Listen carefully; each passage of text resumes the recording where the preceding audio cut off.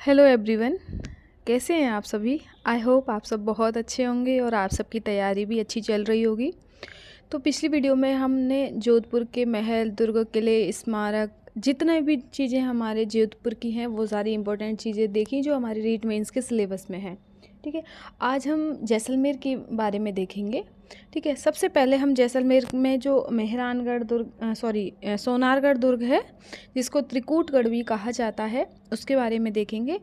तो इसके उपनाम हैं उत्तर भड़कीवाड़, सोनार किला, स्वर्णगिरी, गोरहरा अथवा गोडहरा, गलियों का किला, रेगिस्तान का गुलाब, जो कि इसको लता मंगेशकर जी ने बोला है, राजस्थान का अंडमान, जैसानगढ़ काव्य रचना में इसके लिए नाम है, और राजस्थान का सेकंड सबसे बड़ा आवासीय दुर्ग। यानी कि राजस्थान में दो ऐसे दुर्ग हैं जिनमें आज भी लोग निवास करते हैं।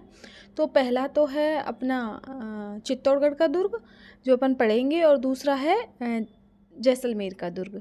ठीक है, बात करें इसकी श्रेणी की तो ये धानवन श्रेणी में है, यानी कि ये रेगिस्तान में बना हुआ है। धानवन श्रेणी में वो दुर्ग आते हैं जो कि मरुस्थल में या फिर ऐसे समतल भूमि पे बने हुए होते हैं। इसके निर्माण का बात करें तो इसका निर्माण का प्रारंभ 1155 ईस्वी में जैसल भाटी ने करवाया था। लेकिन अगर वहीं इसके पूर्ण की बात करें तो इसका पूर्ण सालीवाहन ने 1164 ईस्वी में इसका निर्माण पूर्ण करवाया था। पूछा जाता है, याद रखना। इसका आकार त्रिभुजाकार है। इसका जो परकोटा है वो दोहरा परकोटा है, जिसे कमरकोट अथवा घाघरा कोट और स्थानीय भाषा में पाड़ा कहा जाता है। ठीक है, आपको ध्यान रखना है कि जब भी आप इसको सोनारगढ़ दुर्ग को पढ़ें उससे पहले इसके बारे में थोड़ा सा देख लेना मोबाइल में। ठीक है, इसका चित्र वगैरह जो भी है। इसमें 99 बुर्ज हैं जो कि सबसे अधिक बुर्ज हैं। तो ये सर्वाधिक बुर्जों वाला किला है। आपको याद रखना है, इसको त्रिकूटगढ़ भी कहा जाता है। और आपको एक नोट लगा के लिखना है कि त्रिकुट पहाड़ी पर महर्षि उतुंग ने तपस्या की थी। कई बार पूछे जाते हैं ये ऐसे तरीके के क्वेश्चन। ठीक है, वहीं इसके प्रवेश द्वार की बात करें तो इसका प्रवेश द्वार है अक्षयपोल। ठीक है, अगर हम इसको दूर से देखेंगे तो दूर से देखने पर रेतीले समुद्र में पड़े जहाज के समान, अथवा जैसे कि कोई शेर अंगड़ाई ले रहा है, इस तरीके का प्रतीत होता है ये दूर से देखने पर।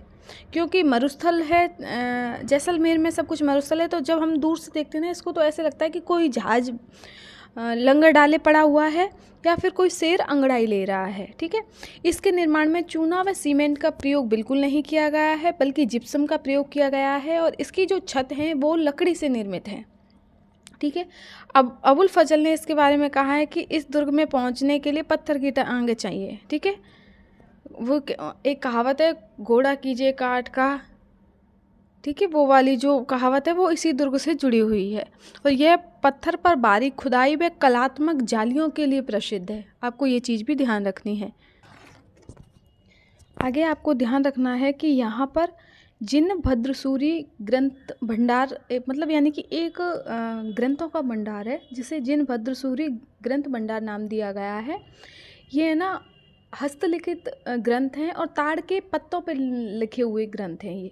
ठीक है, तो ये जो भंडार है वो भी अपने सोनारगढ़ के किले में है, आपको ध्यान रखना है। ठीक है, इस पर 2005 में 5 रुपये का डाक टिकट जारी हुआ था, और सत्यजीत रे अथवा सोनार किला फिल्म बनी हुई है जो कि सत्यजीत रे ने ही बनाई है। एकमात्र ऐसा दुर्ग है जिस पर कोई फिल्म बनी हुई है, आपको ध्यान रखना है। इसमें ताजिया टावर है, गढ़सीसर झील इधर ही है, सोनारगढ़ के पास में ही है, और पश्चिमी सीमा का प्रहरी भी बोला जाता है इसको। तो यहाँ तो अपने जैसलमेर दुर्ग के बारे में कुछ ज़रूरी चीज़ें क्लियर हो जाती हैं। बाकी का हम यहाँ पे जो महल हैं, मंदिर हैं, साके वगैरह हुए उनको देखते हैं।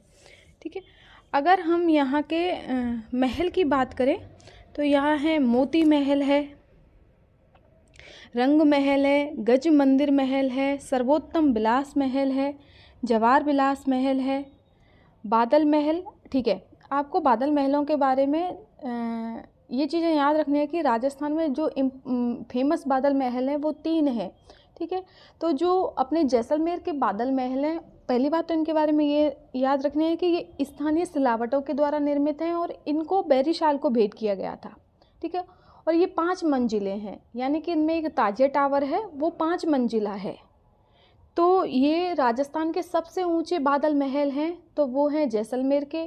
अगर सोने के नक्काशी कार्य के लिए प्रसिद्ध बादल महल हैं तो वो हैं अपने बीकानेर के बादल महल। ठीक है, और जो अपने वास्तविक बादल महलों का आभास करवाते हैं वो हैं अपने नागौर के बादल महल। तो ये तीनों जगह के बादल महल आपको ध्यान रखने हैं। ठीक है, बात करें यहाँ के मंदिरों की तो देखो यहाँ पे एक तो लक्ष्मीनाथ जी का मंदिर है। ये लक्ष्मीनाथ जी जैसलमेर शासकों के आराध्य देव माने जाते हैं।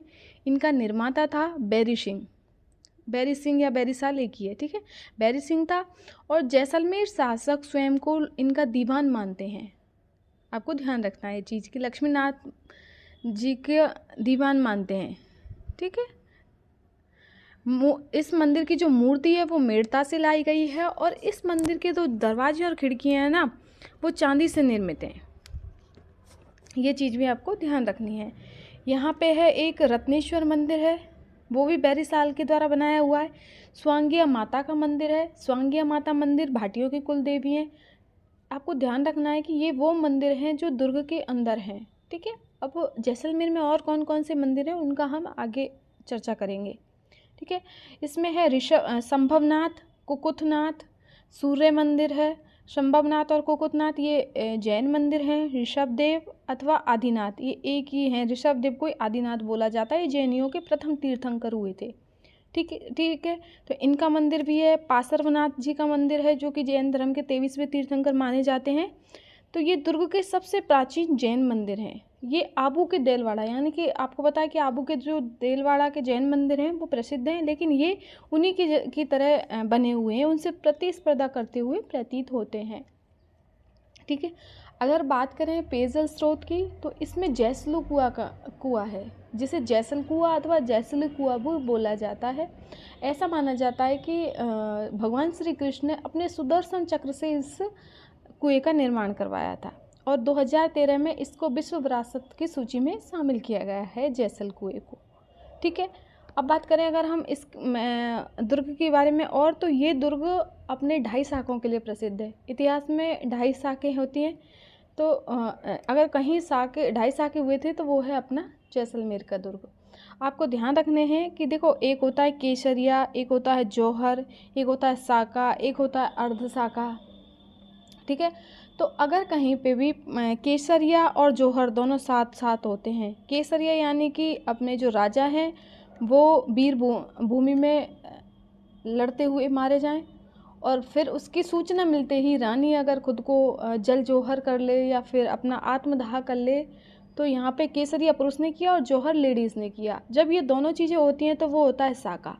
लेकिन जब एक पुरुष केसरिया करें या फिर केवल लेडीज़ जौहर करें तो इनमें से कोई एक चीज़ होती है तो वो माना जाती है अर्ध शाखा। ठीक है, आपको ध्यान रखना है।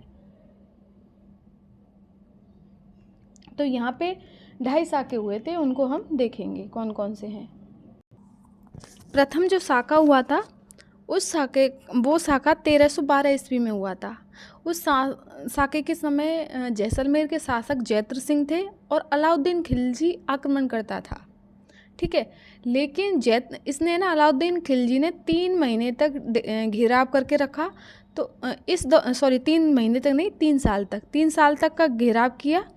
तो जैत्र सिंह का देहांत हो गया। उसके बाद नए राजा बने मूलराज। तो यहाँ पे मूलराज के नेतृत्व में केसरिया हुआ था, ये चीज़ आपको ध्यान रखना है। तो अलाउद्दीन खिलजी आगमन करता था और मुख्य जो भूमिका थी वो मूलराज यहाँ पर केसरिया किया था। ठीक है, दूसरा शाखा हुआ था 1370-71 में। तो यहाँ के शासक थे दूधा भाटी और आक्रमण करता थे फिरोज तुगलक। जौहर का मुझे याद नहीं कौन सी रानी थी, लेकिन आपको इतना याद रखना है कि दूधा भाटी ने केसरिया किया और फिरोज तुगलक आक्रमण करता था और 1370-71 में हुआ था। उसके बाद हुआ थर्ड अर्ध शाखा बोला जाता है इसको। ये 1550 ईस्वी में हुआ था। शासक थे लूणकरण और आक्रमण करता था अमीर अली। ये कांधार का शासक था और इसको राव लूणकरण ने अपने यहाँ शरण दे रखी थी, लेकिन इसने क्या किया, इसने धोखे से इन पर आक्रमण कर दिया। तो इस समय केवल केसरिया हुआ, जौहर नहीं हुआ, इसलिए ये अर्ध शाखा माना जाता है। ठीक है, अब समझ में आ गया होगा कि जैसलमेर दुर्ग किस तरीके से अपने अर्ध शाखाओं के लिए प्रसिद्ध है। आपको ध्यान रखना है कि दुर्ग में जैन मंदिर हैं, ऋषभदेव अथवा आदिनाथ, पार्श्वनाथ, संभवनाथ और कुकुथनाथ। ठीक है, ये आबू के देलवाड़ा से प्रतिस्पर्धा करते हुए प्रतीत होते हैं। आपको याद रखना है कि एक नोट डाल के लिख लेना कि राजस्थान में मरुस्थल का प्रवेश द्वार कौन सा जिला है, तो वो है अपना जोधपुर, ना कि जैसलमेर। मरुस्थल का प्रवेश द्वार जोधपुर है। और मरु त्रिकोण में कौन कौन से जिले आते हैं, तो वो हैं अपने जैसलमेर, जोधपुर और बीकानेर। बाड़मेर शामिल नहीं है। ठीक है, तो यहाँ पे दुर्ग हुआ। अब अपन जैसलमेर के कुछ महल देख लेते हैं। पहली बात तो आपको ये याद रखनी है कि जैसलमेर जो शहर है उसकी स्थापना 12वीं शताब्दी में हुई थी। ये क्वेश्चन वीडियो में आया है एक बार कि जैसलमेर की स्थापना कब हुई थी, तो 12वीं शताब्दी में। ठीक है, जैसलमेर के उपनाम है रेगिस्तान का गुलाब, राजस्थान का अंडमान, गलियों का शहर, हवेलियों व झरोकों का शहर, पीला शहर, स्वर्ण नगरी, ये सभी इसके उपनाम हैं। ठीक है, बादल विलास यहाँ पर 1884 में स्थानीय सिलावटों द्वारा निर्मित है। ये इसके बारे में हम पहले पढ़ चुके हैं। और ये यहाँ के स्थानीय सिलावटों ने बैरीसाल को भेंट दिया था। इसमें जो ताजिया टावर है वो 5 मंजिला है। जवाहर विलास है वो अपने झरोकों व छतरियों तथा दीवारों पर कलात्मक खुदाई के लिए फेमस है। इसका निर्माता जवाहर सिंह था। ठीक है, यहाँ पे महल ये हैं और ज़्यादा कोई महल नहीं है। अब आपको लोद्रवा जैसलमेर जगह है वहाँ के बारे में ध्यान रखना है कि जैसलमेर में जो लोद्रवा स्थान है, एक तो यहाँ पे मूमल की मेड़ी है, यानी कि मूमल लोद्रवा की राजकुमारी थी और वो पाकिस्तान का राजकुमार था, उससे प्रेम करती थी। तो महेंद्र जो था, तो ये महेंद्र और मूमल की प्रेम कहानी पढ़ी होगी। तो ये जो मूमल थी ना, वो लोद्रवा की राजकुमारी थी। यहाँ पर चिंतामणि पार्श्वनाथ एक जैन मंदिर है, उसके निर्माता थे थारू शाह भंसाली। ठीक है, तो लोद्रवा अपने जैन मंदिरों के लिए प्रसिद्ध है। देखो वो वाली बात आ गई जो मैंने आपको बताई थी। ठीक है, अब यहाँ पे कुछ चीज़ें हैं, जैसे कि गढ़सीसर झील जैसलमेर में है। ये अपने छतरियों व बाग बगीचों के लिए प्रसिद्ध है। अमर सागर आया हुआ है रीट में, अमर सागर, मूल सागर और गजरूप सागर झील, ये जैसलमेर में ही है। इनके निर्माता थे गज सिंह। और यहाँ पे भारती बाबा का मठ है अमर सागर तालाब के पास ही। स्वांग्य माता का मंदिर भी है। ठीक है, ब्रह्म सागर, जैत सागर और कौशिक राम का कुंड, ये भी जैसलमेर में है। आपको ध्यान रखना है क्योंकि ये बार बार पूछे जाते हैं। ये वो क्वेश्चन है जो एग्जाम में आए हुए हैं कि ब्रह्म सागर कहाँ पे है। ब्रह्म सागर है जैसलमेर में। कौशिक राम का कुंड भी जैसलमेर में है। अब यहाँ पे महल के बाद आगे देखते हैं हम छत्रियाँ, हवेलियाँ। अगर यहाँ हवेलियों की बात करें तो हवेलियों में है पटवों की हवेली। इनके निर्माता थे गुमान चंद बापना। ठीक है, ये अपनी स्थापत्य के लिए प्रसिद्ध हैं। हिंदू, ईरानी, यहूदी और मुग़ल, इन सभी स्थापत्य कलाओं का मिश्रण है इन हवेलियों में। ठीक है, ये 5 मंजिला हवेली है और नगर के बीचों बीच स्थित है। ठीक है, अब ये क्वेश्चन पूछा गया है कि पटवों की हवेली किस लिए प्रसिद्ध है, तो ये पत्थर की जालियों में की गई कटाई के लिए प्रसिद्ध है। ध्यान रखना है कि जो पटवों की हवेली है जैसलमेर की, ये अपने पत्थर की जालियों में की गई कटाई के लिए फेमस है। सालिम सिंह की हवेली, ठीक है, ये 1815 में सालिम सिंह ने बनवाई थी। वर्तमान में इसकी ऊपरी जो मंजिल हैं जो कि लकड़ी से निर्मित हैं, रंग महल व शीश महल, इनका नाम जहाज महल व मोती महल कर दिया गया है। यानी कि जो रंग महल और शीश महल थे ना, जो लकड़ी से निर्मित थे, अब इनको रंग महल को जहाज महल और शीश को मोती महल कहा जाता है। नतमल की हवेली जैसलमेर में ही है। जैसलमेर में 3 फेमस हवेलियाँ हैं, पटवों की, सालिम सिंह की और नतमल की। छतरियों की बात करें तो यहाँ पर बड़ा बाग की छतरियाँ हैं जैसलमेर राज परिवार की। ठीक है, और पालीवालों की छतरी हैं जिनमें रामगोपाल पालीवाल की फेमस है, ये भी जैसलमेर में है। विजय स्तंभ तनोट जैसलमेर में है, वो 1857 की क्रांति का प्रतीक है। वो एक अपना फर्स्ट, ये सेकंड विजय स्तंभ है। राजस्थान का फर्स्ट विजय स्तंभ बयाना में है। ठीक है, वो मैं आपको पढ़ाऊँगी बाद में। आगे देखते हैं जैसलमेर की मंदिर। तो यहाँ पे चुंगी गणेश तीर्थ मंदिर है जो कि जैसलमेर में है। माना जाता है कि अगर किसी को घर बनाना है अपना तो यहाँ पर घर बनाने की मन्नत पूर्ण करने के लिए ये मंदिर प्रसिद्ध है। ये कथन दे के पूछे जाते हैं, इसलिए मैंने ये कथन आपको यहाँ डाल दिया है कि घर की मन्नत पूर्ण करने के लिए प्रसिद्ध है। इसका निर्माता कोई शिल्पी नहीं था, यानी कि ऐसा माना जाता है कि ये किसी कारीगर ने नहीं बनाया था, बल्कि इसकी प्रतिमा स्वतः ही भूमि से प्रकट हुई थी। ठीक है। चुंगी जो स्थान है वहाँ पर चंबद नामक ऋषि द्वारा तपस्या की गई थी। ठीक है। इसके बारे में एक कहानी प्रसिद्ध है कि एक व्यक्ति की हरिद्वार में अपना कंगन गिर गया था। तो यहाँ इस जो चुंगी तीर्थ गणेश मंदिर है, इसके पास 2 कुएं बने हुए हैं। उन कुओं के जल में हरिद्वार का जल आता है, गंगा जी का, और वहीं उसी जल में उस व्यक्ति का कंगन मिला था जो कि उसका हरिद्वार में गिरा था। तो ये कहानी यहाँ की इस चुंगी गणेश तीर्थ मंदिर के लिए फेमस है। तनोट देवी मंदिर, निर्माता था तन्नू जी। ये सेना की देवी है, मरुस्थल की वैष्णो देवी है और भाटियों की कुल देवी है तनोट माता। ठीक है। गटियाली माता का मंदिर पोखरण में है, नहीं सॉरी तनोट में है। आशापूर्णा माता का मंदिर है पोखरण में, और चिंतामणि पार्श्वनाथ मंदिर लोद्रमा में है। इनका निर्माता थारू साहब भंसाली था। और अगर इनकी प्रतिमा की बात करें तो इनकी प्रतिमा की स्थापना आचार्य जिनपति सूर्य के द्वारा की गई थी। 3.5 फीट ऊंची प्रतिमा है। आपको इम्पोर्टेंट करके लिख लेना है ये। ठीक है। खीवज माता का मंदिर पोखरण में है। खीवज माता का मंदिर पोखरण में है। और 4 भुजा का प्राचीन मंदिर पोखरण में है। ठीक है। तो यहाँ अपने जैसलमेर से जुड़े हुए जो भी क्वेश्चन आए हैं और जो अपने रीड में आते हैं वो सब मैंने इंक्लूड कर दिया है। इतना पढ़ने के बाद आपको जैसलमेर ज़िले के बारे में और कुछ भी पढ़ने की ज़रूरत नहीं है। यहाँ कोई स्मारक वगैरह है नहीं, कोई मकबरा वगैरह भी नहीं है जो मैं इंक्लूड करती।